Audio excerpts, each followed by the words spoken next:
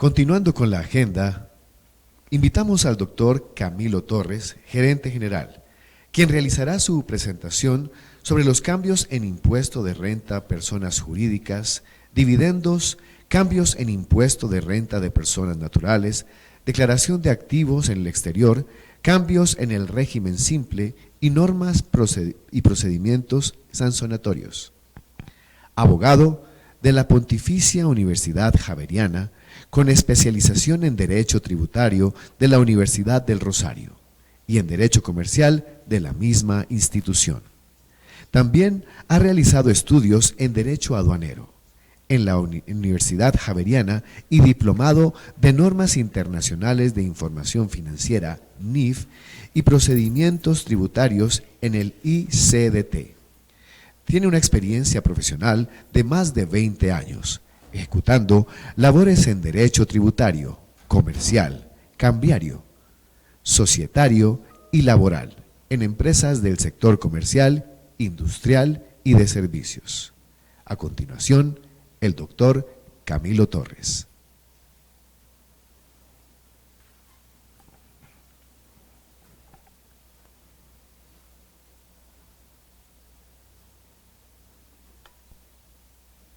Bueno, muy buenos días a todos, ¿cómo están?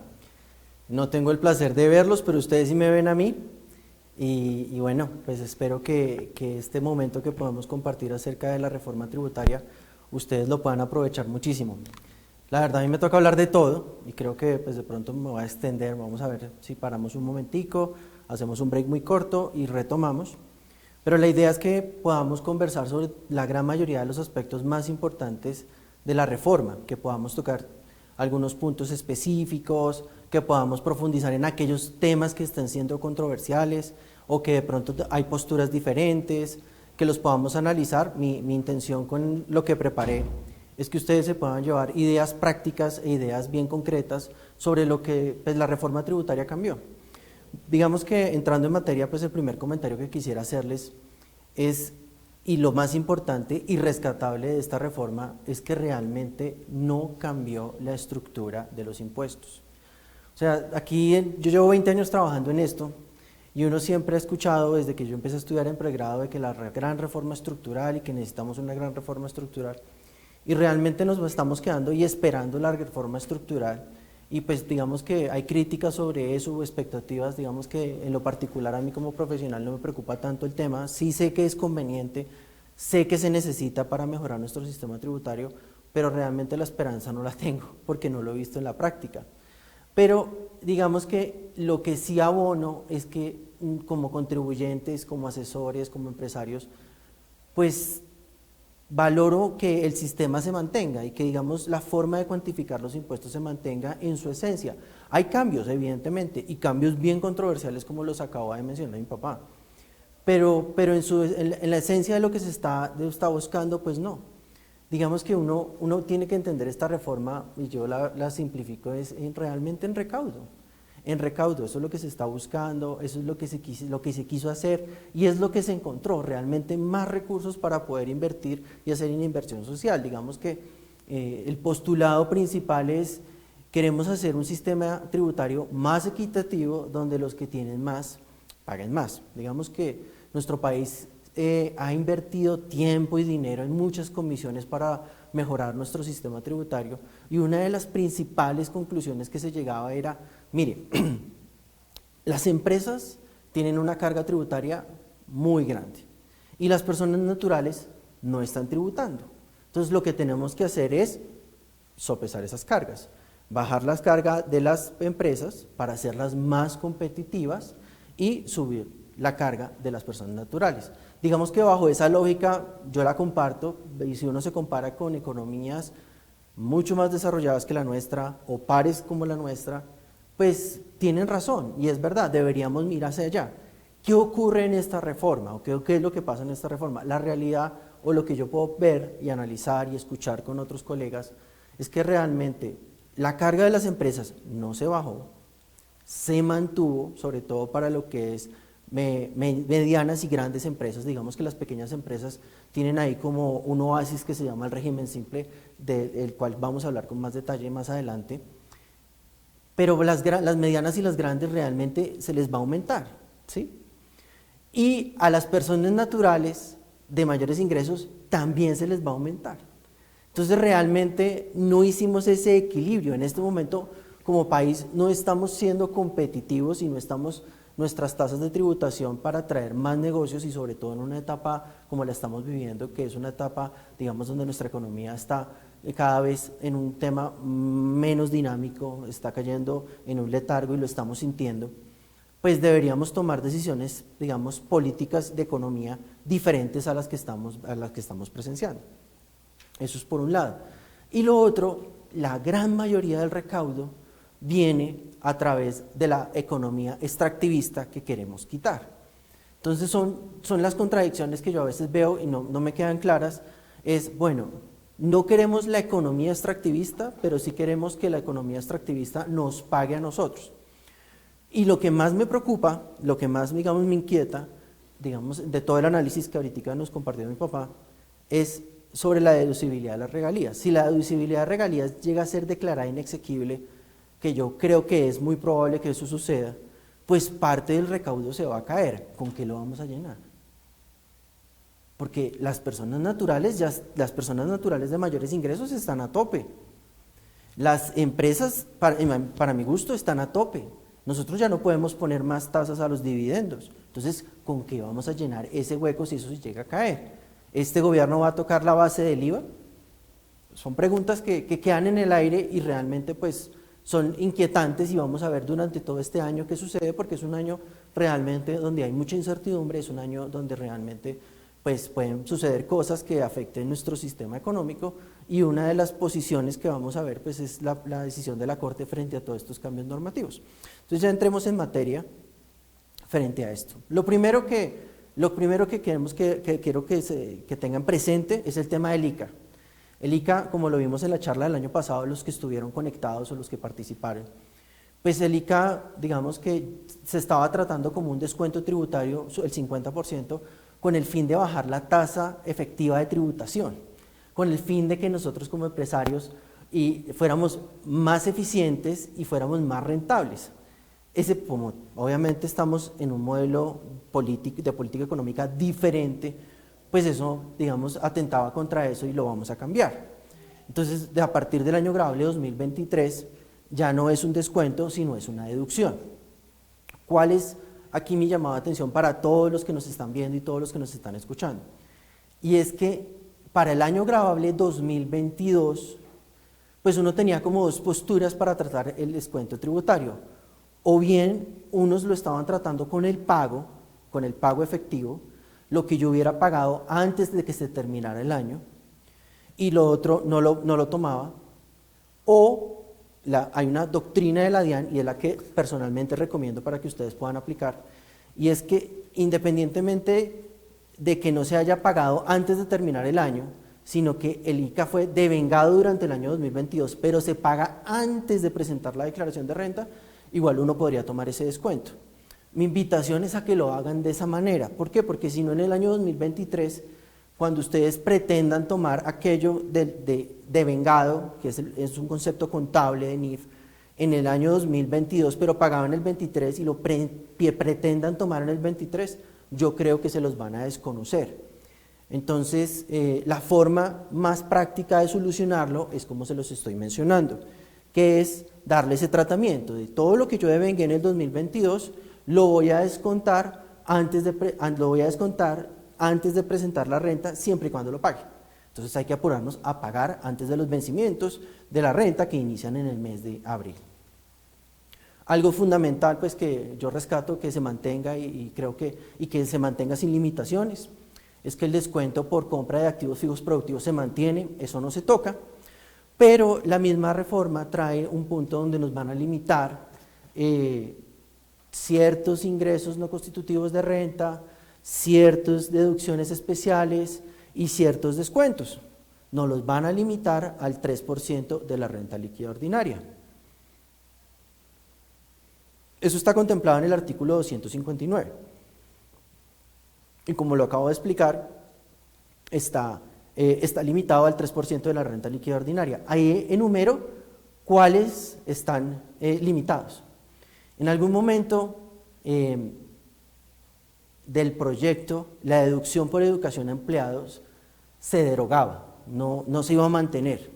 Eso lo pretendían sacar. En algún momento revivió al final en la norma que quedó y salió la ley y volvió a estar, cosa que yo rescato muchísimo porque es una forma de pagarle a los empleados o a sus familiares la educación, o sea, poderles pagar el colegio o el jardín o la universidad, y ese ingreso que recibe ese trabajador no es ingreso gravado, no se entiende como un ingreso.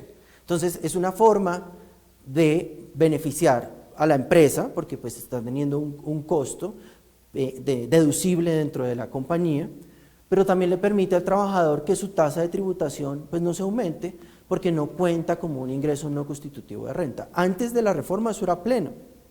Obviamente hay unas condiciones para eso, y unas condiciones que están en un reglamento donde no puede ser solo para un sector de los empleados o para los socios empleados familiares que son los dueños de la compañía, sino tiene que ser abierto, tiene que cumplir unos requisitos. De pronto en el boletín que nosotros hicimos de reforma tributaria, que recién salió sobre la ley, decíamos que que había sido derogado, pero no, realmente no ha sido derogado, se mantiene, pero va a estar limitado. Y los otros, pues ustedes ya digamos que en el momento en que empiecen a hacer su planeación tributaria del año 2023, pues nos toca seguirle la pista, porque pues puede que lleguemos al tope y realmente no tengamos un beneficio mayor, y la administración decía, bueno, si esto ya no me representa un beneficio tributario, pues realmente no lo voy a hacer. Entonces debemos controlarlo.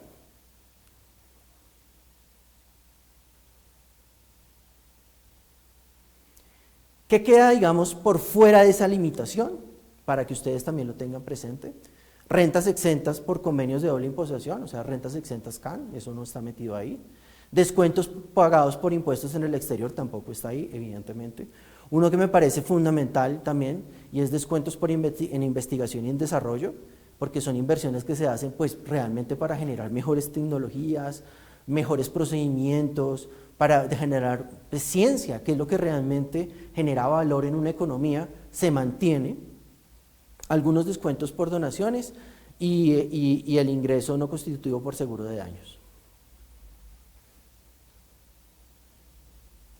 Esta es la fórmula, pues digamos que eso les queda a ustedes, eso está en la norma, ¿sí? Básicamente pues es la descripción de lo que les acabo de explicar, les va a quedar a ustedes para que ustedes la miren con detalle.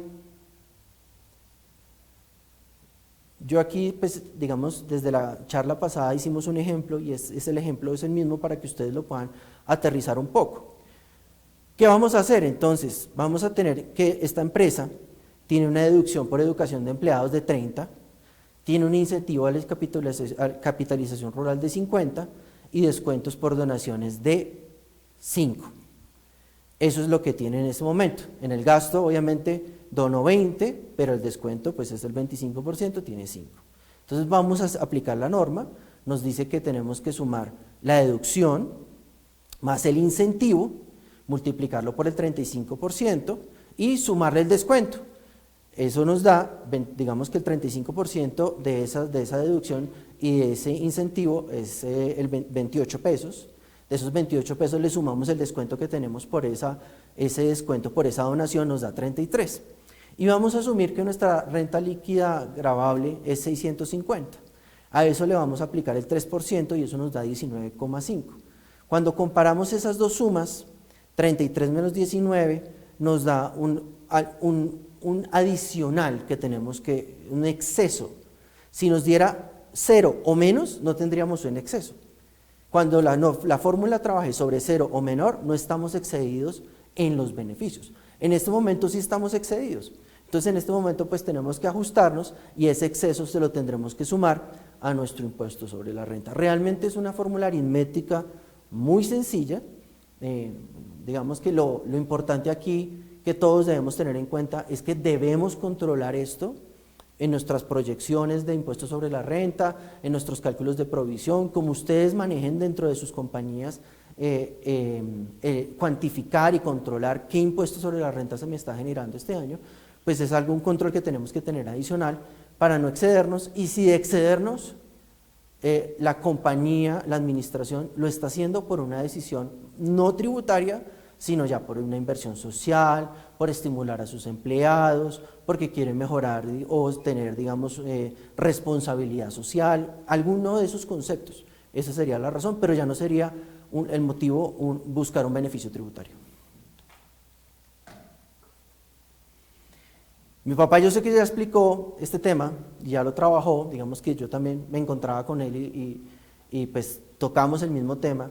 Aquí está un poco más, digamos, organizada la depuración de lo que él nos explicó sobre la tasa mínima de tributación, y ahí vale la pena hacer varios comentarios. Digamos que de pronto, no sé, él no los precisó, o desde mi perspectiva vale la pena hacerlos. Lo primero que uno encuentra o le llama la atención es que esto está regulado dentro de la tarifa del impuesto sobre la renta en un parágrafo, y dice tasa mínima de tributación. Y la primera pregunta que uno debería hacerse en lógica, digamos, interpretativa es ¿por qué lo llaman tasa? Porque desde el punto de vista del derecho tributario, digamos, todos los tributos, el tributo es el género y tiene unas especies que son las contribuciones, los impuestos y las tasas. Y el doctor Longas, que mi papá acaba de comentar, pues una de sus primeras conjeturas o análisis es, dice, si esto es una tasa, las tasas se dan por un intercambio de un servicio que yo estoy recibiendo. Por ejemplo, la tasa aeroportuaria. Uno le cobran una tasa aeroportuaria porque uno está usando el aeropuerto. Claramente, este no es el punto, o sea, puede que semánticamente no debería llamarse tasa, debería llamarse de otra manera. Honestamente, si yo viera esto mucho más práctico, porque la idea es hacerlo más simple, pues hubiera podido revivir la renta presuntiva. O sea, la renta presuntiva hoy día existe, simplemente que está en tarifa cero. Podríamos haber llegado a un punto donde esa renta presuntiva se hubiera subido 2% o 3%, no sé, algo se hubiera llegado, pero digamos que este punto es algo mucho más complejo, porque obviamente permite la depuración, que ya estamos viendo ahí que entra y que no, pero se queda corta en los fenómenos cuando las diferencias son temporarias, porque a través de esta tributación, pues como lo comentó mi papá, vamos a tener que pagar por ingresos o rentas dos veces en años diferentes, una vez en años diferentes, o las dos veces. Por ejemplo, si tengo diferencia en cambio causada en un año que no es gravado en el impuesto sobre la renta porque no se realizó, realmente al cierre esa diferencia en cambio es un efecto contable, más no se ha realizado porque, por ejemplo, no me han pagado. Pero para efectos de esta tasa mínima de tributación sí se va a tener en cuenta y podría llevarme al punto de tener que pagar impuestos sobre la renta bajo este esquema. Y el otro año, cuando ya se realiza la tasa, la diferencia en cambio, que ya es el momento que me pagaron, pues vuelvo a tener que pagar. Entonces, la pregunta es, ¿será que la Corte podrá arreglar esto dentro de su fallo? Decir que se debe interpretar de cierta manera, hacer un fallo integrador y empezar a entrar a regular sobre las bases de esta forma, digamos, alternativa de determinar este impuesto. Yo creo que no, yo creo que definitivamente, además que es un tema que para un abogado constitucionalista no debe ser tan fácil de digerir, porque son temas muy contables, muy aritméticos. Creería yo que puede que esto comprometa la constitucionalidad de esta forma de determinar este impuesto. Y creo que había formas más prácticas, más conocidas, donde nuestro sistema ya está relacionado, que no son convenientes económicamente, evidentemente, porque en el momento en que nosotros tomamos la decisión de no tener una renta presuntiva, era efectivamente para estimular la inversión en Colombia, pues obviamente si la revivimos, pues pasa todo lo contrario. Pero si esa ya es la decisión, podríamos hacerlo de una manera que todos lo entendiéramos más, sin complicarnos. Y yo creo que esto lo complica un poco.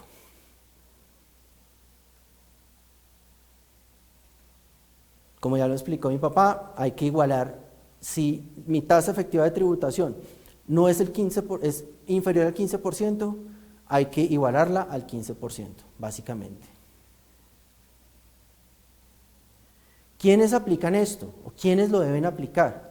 Básicamente todos los contribuyentes del impuesto sobre la renta, contribuyentes de usuarios de zona franca, y hay unos exceptuados, claramente, porque si no hay esos exceptuados, pues se va al traste con los beneficios que tienen esos exceptuados. ¿Quiénes están ahí? Personas extranjeras sin residencia en Colombia, que pueden llegar a ser sujeto de impuestos en Colombia, pero pues obviamente no les podemos exigir una tasa mínima de tributación, porque pueden ser sujetos en Colombia por varios factores. Por ejemplo, lo que va a desarrollar María Paula más adelante, que es la presencia económica significativa. A ellos no les aplicaría esto, por ejemplo. O aquellos contribuyentes que graban sus rentas a través de retención.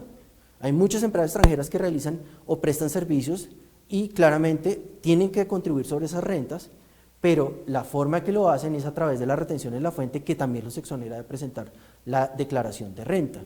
Entonces, pues ellos tampoco están sujetos a esa tributación. Todas aquellas entidades que hayan tenido derechos consolidados, por ejemplo en el régimen CESE, que era un régimen de una ventaja o tarifas más preferenciales en ciertas zonas del país, SOMAC, todo lo que es la hotelería, que tiene unas rentas exentas y unas tarifas de renta mucho más convenientes, concesiones y APP, obviamente contribuyentes que generan pérdida contable, todos ellos están exonerados de aplicar esa tasa mínima de tributación. Y al final pongo contribuyentes que generan pérdida contable, pues es evidente que no tienen esa tasa porque no hay utilidad. Si usted no tiene utilidad, pues no tiene cómo calcular una tasa mínima efectiva de tributación.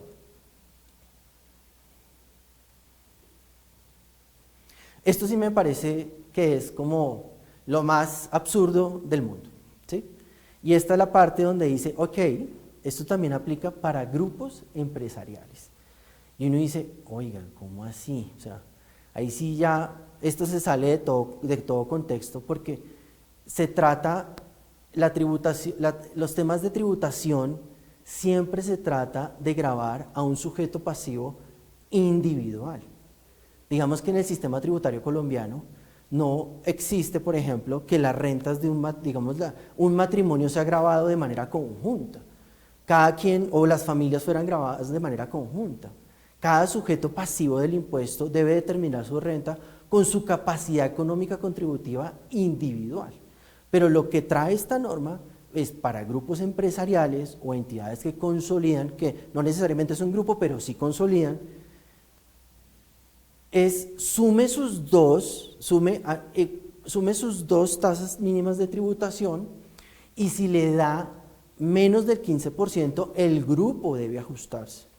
Quiere decir esto, que si una de esas entidades, todas están por encima del 15%, pero una no, ¿cómo manejo esa situación? O sea, no, digamos que esta parte yo sí creo que definitivamente no va a ir, no va a ir, porque si se mantiene lo otro, esto no sé cómo se puede arreglar. Además que pues rompe paradigmas y parámetros que realmente nuestro sistema no ha considerado, y es gravar la capacidad contributiva de todo un grupo.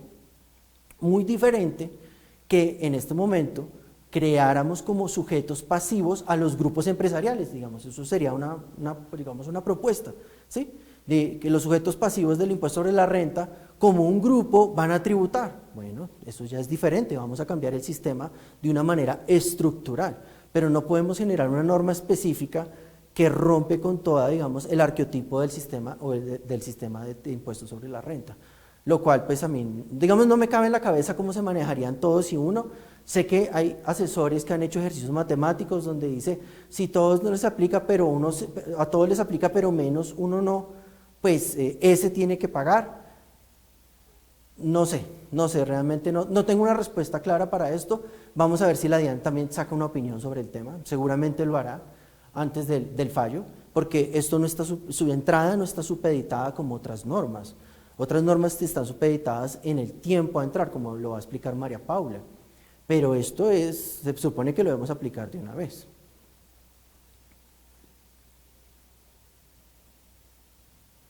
Bueno, vamos ahora a pasar al tema de zonas francas. Ya vimos que las zonas francas sí están afectadas con la tasa mínima de tributación. Entonces hubo cambios para el régimen franco, ¿sí? Digamos que en toda la discusión que se dio en el Congreso y toda la discusión que hubo por fuera del Congreso en la academia, pues digamos, lo primero que se planteaba y lo que rescatamos sobre las zonas francas, pues está expresado en una ley. y es la finalidad de las zonas francas. Digamos que una de las concepciones que tenía el ministro Campo era: las zonas francas son un instrumento única y exclusivamente para exportar, se lo escuché varias veces, y ese debería ser su único propósito o fin. Cuando yo lo escuchaba a él, pues también revisaba y estudiaba y escuchaba a otras personas, donde también decían: oiga, mire, él está desconociendo que definitivamente los beneficios a las exportaciones pues están proscritos en el marco de la OMC y de los tratados de libre comercio. O sea, uno no puede subvencionar exportaciones, y esa sería una forma de subvención. De hecho, nosotros tuvimos que adaptarnos a través de la ley para darle unos propósitos diferentes solo a beneficiar la exportación, y están resumidos ahí, que es crear empleo, desarrollar procesos altamente industriales, promover la economía de escalas, simplificar procedimientos de comercio exterior y de servicios. O sea, le dimos toda una estructura a las zonas francas para que no estuviéramos vulnerando el régimen de la OMC, evidentemente. Entonces, no era como, o no es simplemente verlo como, es que se está utilizando como un, entre comillas voy a decir, paraíso fiscal, donde me voy y me ubico, pero le vendo definitivamente a todas las personas que están en Colombia y no exporto. No es, ese no era el sentido. De hecho, todo ese ruido que se generó, pues sí matizó un poco los cambios que se aplicaron definitivamente para las zonas francas. Entonces ya los vamos a detallar un poco muy resumidamente. Digamos que para el año grabable 2023 no hay ningún cambio, no existe ningún cambio, la tarifa sigue siendo la misma que tenemos hoy, salvo la tasa de tributación mínima, ¿sí? Salvo eso, porque no sabemos, o sea, que uno puede pensar con el deseo y decir, sí, definitivamente se va a caer en la Corte Constitucional, pero eso puede ser pensar con el deseo, y a la hora del té se quedó la norma. Entonces, pues aquellas personas que están en zona franca lo tienen que considerar, o que estén considerando moverse a zona franca. En el año 2024 y 2025 hay como una norma exceptiva que quería comentar, y es: mire, independientemente de que usted exporte o no exporte, si sus ingresos comparados del 2019 con el 2022 crecieron en un 60%, o sea, un crecimiento fuerte, del 2019 al 2022 crecieron un 60%, definitivamente usted sigue manteniendo su beneficio por el 24 y el 25. ¿Sí? O sea, ya ahí no hacen consideraciones, usted puede haber vendido el 100% de todas realizar todas sus ventas y sin exportar, sino atender solo el mercado colombiano, y si tuvo ese nivel de crecimiento, pues va a seguir manteniendo esas tarifas. Pero a partir del 2024, para aquellas zonas francas que no cumplieron con lo que les acabo de mencionar, van a tener un régimen mixto, y en ese régimen mixto todo lo que tenga que ver con exportaciones va a tributar al 20%, y todo lo que tenga que ver con ventas locales va a tributar al 35%. Entonces vamos a tener más o menos un sistema como de cédulas, vamos a tener que determinar en la zona franca definitivamente cuáles fueron mis ingresos y mis costos y mis gastos derivados de la exportación, y cuáles fueron los que no, ¿sí? Para poder llegar a la conclusión de, bueno, ¿cómo voy a tributar? ¿Qué debe tributar al 35% y qué debe tributar al 20%? Evidentemente, esto va a ser materia de regulación y materia de reglamentación a través de un decreto. Debemos esperar cómo desarrolla el decreto ese punto. Yo creo también que se dan como ese espacio de todo este año, pues como para ellos también pensar y ver cómo lo van a hacer, porque me parece que eso, de alguna forma operativa es complicado. Nos va a tener que llevar, no sé, se me ocurre 2 libros, o mirar cómo lo vamos a poder depurar de una manera, o controlarlo a través de diferencias, a través de las diferencias de un sistema o del otro. Es complejo, o sea, es complejo. Y tras de eso se tiene que suscribir un acuerdo de internacionalización, pues para mantenerse en ese régimen franco. O sea, realmente son, digamos que los primeros años en aquellos contribuyentes zona franca que pues crecieron lo que crecieron, no hay cambios, ¿sí? No hay cambios, pero más adelante sí van a haber cambios estructurales, y si definitivamente la zona franca está enfocada en atender el mercado colombiano, pues no vale la pena estar allá, porque los costos de estar allá en zona franca son altos, son bastante altos, son arrendamientos fuertes, y de pronto pues ya a tasas del 35% pues no son tan interesantes.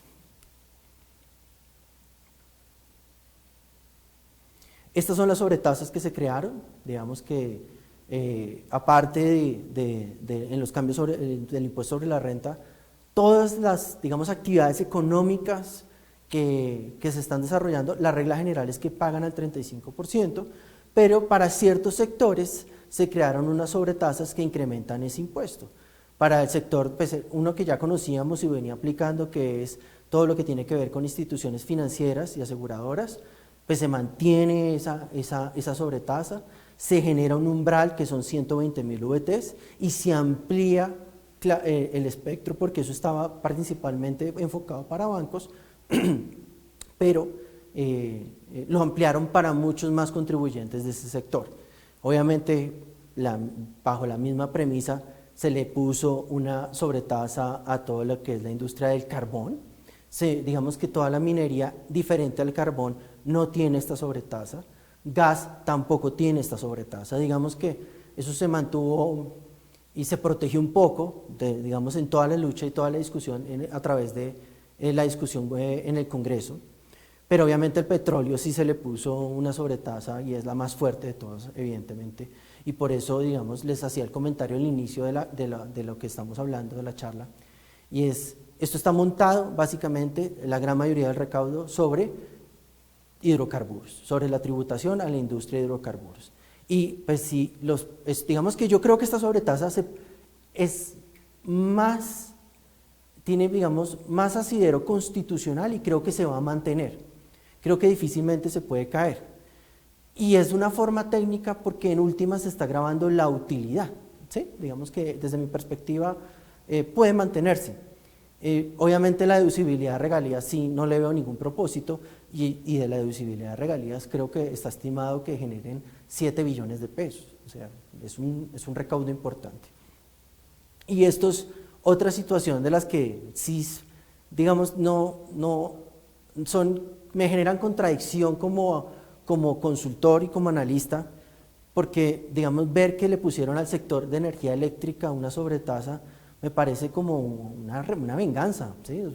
Así lo veo, lo digo como lo siento, porque si estamos hablando de energías limpias y queremos migrar a una economía donde haya energía limpia, donde no utilicemos ni carbón ni hidrocarburos, pues lo que deberíamos promocionar y lo que deberíamos estar, digamos, activando, incentivando, es estos sectores, porque son limpios. Deberíamos estar incentivando todo lo que tiene que ver con el aire, energía solar e energía eléctrica, que sigue siendo una fuente de energía limpia. No deberíamos cargarle más impuestos. Pero esto se genera por todo el ruido de Electrocaribe y por toda la situación que pasó y todo, digamos, el ruido que hay, sobre todo desde, pues, digamos, un sector político que dicen los empresarios del sector eléctrico se están enriqueciendo y entonces están cobrando muchísimo al pueblo y tenemos que cobrarle eso para redistribuirlo. ¿Y qué tan cierto es eso? Yo no tengo opinión sobre el tema, no sé si es cierto o no es cierto.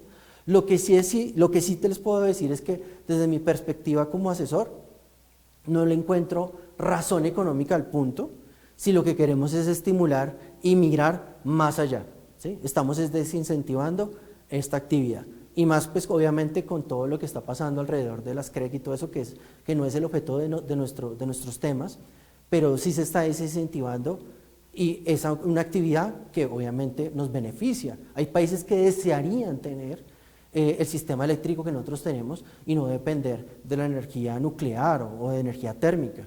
Y nosotros podemos depender principalmente de energía eléctrica, pues, limpia.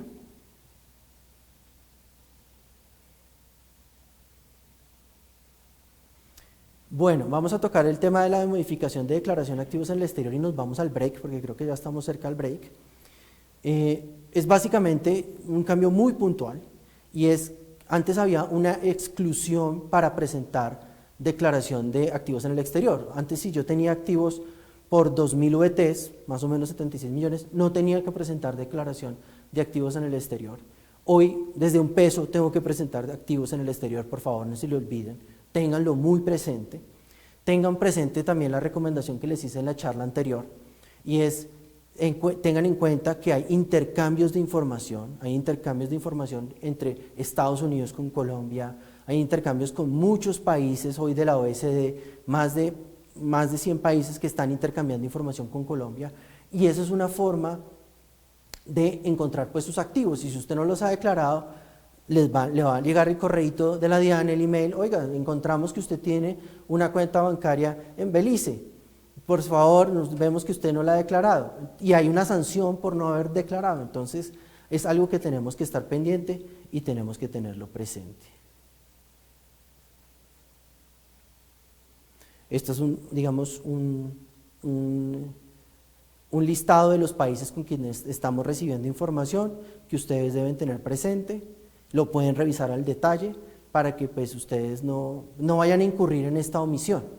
Un punto también adicional es que al régimen simple de tributación le colgaron este requisito de declarar activos en el exterior.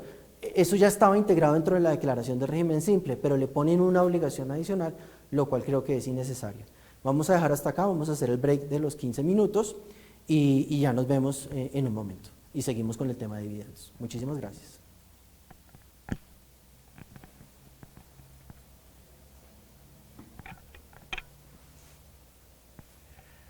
Antes de pasar a nuestro break, queremos saludar a nuestros participantes, son más de 180 conectados. También queremos recordarles que en la ventana del chat del evento encontrarán 2 links, uno para realizar el registro de su asistencia. Agradecemos sea diligenciado, ya que con esta información se realizará el envío de las memorias del evento a través del correo electrónico. El otro link es para realizar la evaluación del evento. Para nosotros es muy importante conocer su opinión. Cabe resaltar que la transmisión del evento la encontrarán en diferido en nuestro canal de YouTube y la página web en los próximos días. En breves minutos estaremos de nuevo con ustedes. Gracias.